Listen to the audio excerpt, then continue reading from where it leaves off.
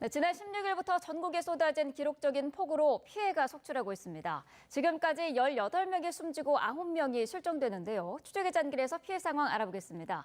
자, 이형원 기자, 지금까지 확인된 피해 현황 알려주시죠. 네, 닷새 동안 전례 없이 많은 비가 내리면서 모두 18명이 숨졌습니다. 중앙재난안전대책본부가 오늘 새벽 6시에 공식적으로 발표한 현황인데요. 지난 16일부터 어젯밤 9시까지 전국에서 집계한 피해 상황입니다. 우선 누적 강수량이 800mm에 달하는 경남 산청 피해가 가장 컸습니다. 사상 초유의 전 국민 대피령이 내려졌지만 이 산사태로 무려 10명이 숨졌습니다. 또 경기에서 4명, 충남 3명, 광주에서도 1명이 숨지는 등 사망자가 속출했습니다. 실종 신고도 잇따랐습니다. 산사태가 난 경남 산청에서 토사 유출로 매몰된 것으로 추정되는 실종자가 4명이나 됩니다. 경기 가평에서도 4명, 광주 북부에서도 1명이 실종됐습니다. 전국 곳곳에서 수색 작업이 이어지고 있는 만큼 피해 규모는 더 커질 수 있습니다.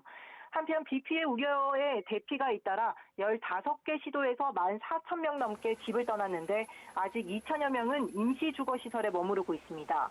도로와 건물, 농경지 침수 등 시설 피해는 4,000건이 넘어 범정부 차원의 복구 작업을 이어가고 있습니다. 정부는 인명피해 최소화가 가장 중요하다며 피해가 커지지 않도록 모든 역량을 동원해 총력 대응하겠다고 밝혔습니다. 또 집중호우 피해 지역의 조속한 복구 지원에 최선을 다하겠다고 강조했습니다. 지금까지 전국부에서 YTN 이영원입니다. 네, 이번에는 경기 북부 지역 폭우 피해 상황 알아보겠습니다. 가평과 포천 등에 많은 비가 내리면서 지금까지 모두 3명이 숨지고 4명이 실종된 가운데 소방과 경찰이 조금 전부터 수색 작업을 다시 시작했습니다. 취재기자 연결하겠습니다. 이만수 기자, 포천에서 추가로 사망자가 확인됐다고요? 네, 그렇습니다. 소방당국이 폭우 피해가 발생한 경기도 포천에서 사망자 1명을 추가 확인했다고 밝혔습니다. 어제 저녁 7시 반쯤이고요. 이 사망자는 어제 포천 대궁계곡에서 실종된 인원인 것으로 최종 확인됐습니다.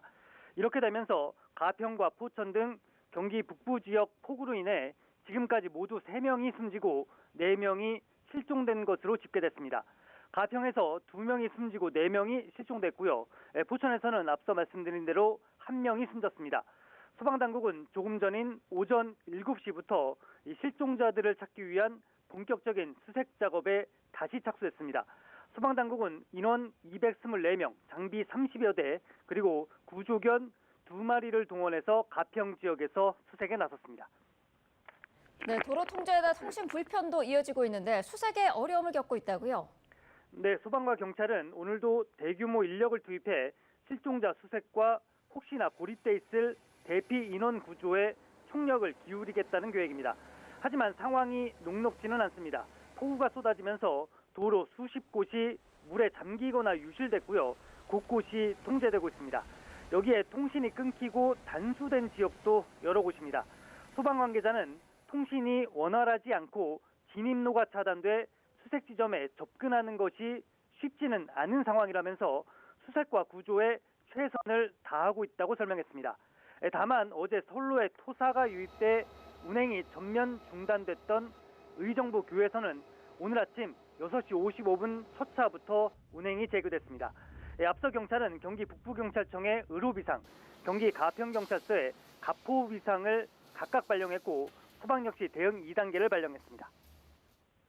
네, 뜬 눈으로 밤을 지새운 주민들도 많을 텐데 대피소는 마련이 되어 있습니까? 네, 폭우 피해가 집중된 경기 가평군이 이재민 발생에 대비해 임시 대피소를 마련했습니다. 가평군은 피해 주민이 늘어날 것에 대비해 인근 마을회관이나 경로당 등에 구호 물품을 미리 지급했다고 밝혔는데요. 일단 어제 5시 기준 이재민은 2가구 6명입니다. 하지만 지금까지 피해 상황을 볼 때 이 이재민이 급격히 늘어날 가능성도 배제할 수는 없을 것으로 보입니다. 지금까지 사회부에서 YTN 이만수입니다. 네, 광주에서도 무더위 속에 복구 작업이 한창입니다. 하지만 피해가 워낙 크다 보니 아직 복구의 손길이 미치지 못하는 곳도 있는데요. 현장 취재기자 연결해 보겠습니다. 오선열 기자. 네, 광주 북구 수해 현장입니다. 네, 자, 극한호우에 피해 복구가 안 된 곳도 많은데 농작물 피해도 극심하다고요? 네, 제가 나와 있는 곳이 딸기 모종을 키우는 육묘장입니다. 이 최근 내린 폭우에 비닐하우스 내부는 허리까지 물이 차올랐는데요. 이 보시는 것처럼 농작물 성장이 어려울 정도로 망가졌고 바닥은 온통 흙 범벅입니다. 저희 취재진이 주변 비닐하우스들을 살펴봤는데요. 시설 내부가 엉망입니다. 아직도 물이 고여 있는 곳이 있고요. 1m 높이에서 키우는 육묘시설이 뒤틀리거나 철제 지지대가 휘어진 모습도 볼 수 있었습니다. 광주는 지난 17일부터 내린 비가 500mm가 넘습니다.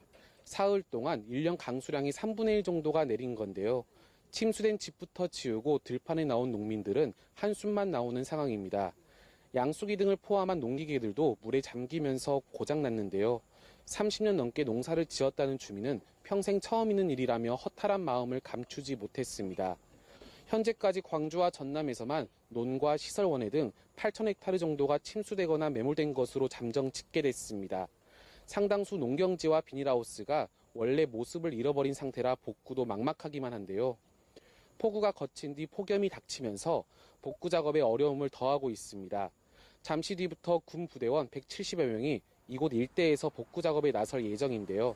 도로가 유실되거나 침수 피해를 본 곳이 많아 완전 복구까지는 상당한 시간이 걸릴 것으로 보입니다. 지금까지 광주 북구 수해 현장에서 YTN 오선열입니다.